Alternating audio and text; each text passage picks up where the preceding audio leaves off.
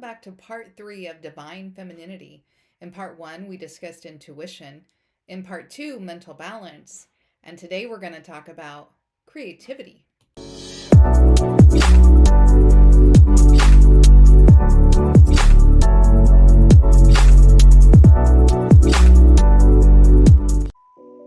So, creativity is the ability to make or bring into existence something new. It encompasses a wide range of expressions, including problem solving, innovation, artistic expression, autonomy, mastery, self assurance, unconventionality, and independence.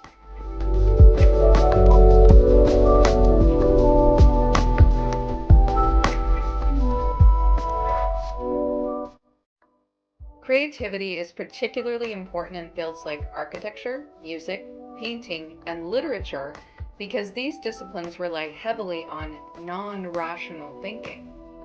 An individual quality of a creative person includes being independent and a nonconformist in their thoughts and actions. So someone who's creative is bringing something into existence in a non-rational and innovative way. Well, how does this apply to the divine feminine? Well, we've all heard the term that a man or a masculine is a provider. For instance, he gives things, right? That's historically been a man's role. If that's the case, then the feminine is the receiver. So if she receives things, her job is to multiply. She can take spermatozoa and multiply it into a child. She receives a house and multiplies to create a home. She gets food, creates a meal, gets fabric, and creates clothes. That's been historically a woman's role. But how else can that apply? This can apply in non-rational ways as well, and non-conforming or innovative ways.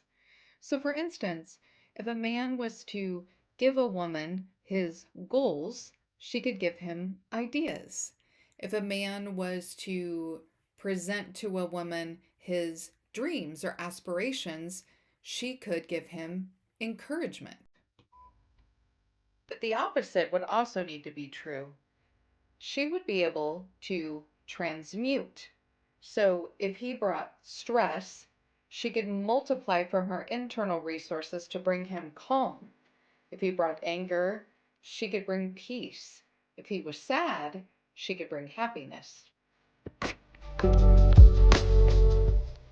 We can see how this could turn into something negative if she receives something bad and isn't able to transmute, or she perceives something as really, really wrong.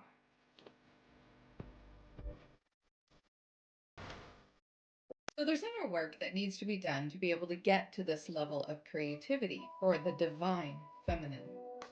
First of all, we have to know what we're exposed to. If we are the receivers and we take in things, either physically or ideas, we have to understand what we're exposing ourselves to and what we're around. Who are the people in our lives? Are they bringing us negativity? Are they exposing us to toxic things? What about the media that we consume?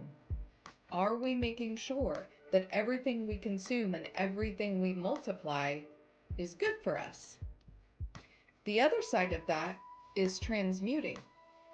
So to be able to take energy and transmute it into something different or the opposite, and to be able to give it back, we have to have the emotional energy to be able to do that. And it has to be a safe space to do that. Even deeper than that, is it possible that the emotional intelligence we've been asking for from men, or the emotional labor that we need, is to take something that we've multiplied or over multiplied and help us get it back to its original root problem so that it's much more manageable? What do you think, guys? Is creativity part of divine femininity? Put your answer in the comments. If you like the content, please hit the like button. If you haven't already, hit the subscribe button. It's free. And share the information where relevant. We're going to have part 4 next week, and that'll be the final in the series of Divine Femininity. Thanks, guys.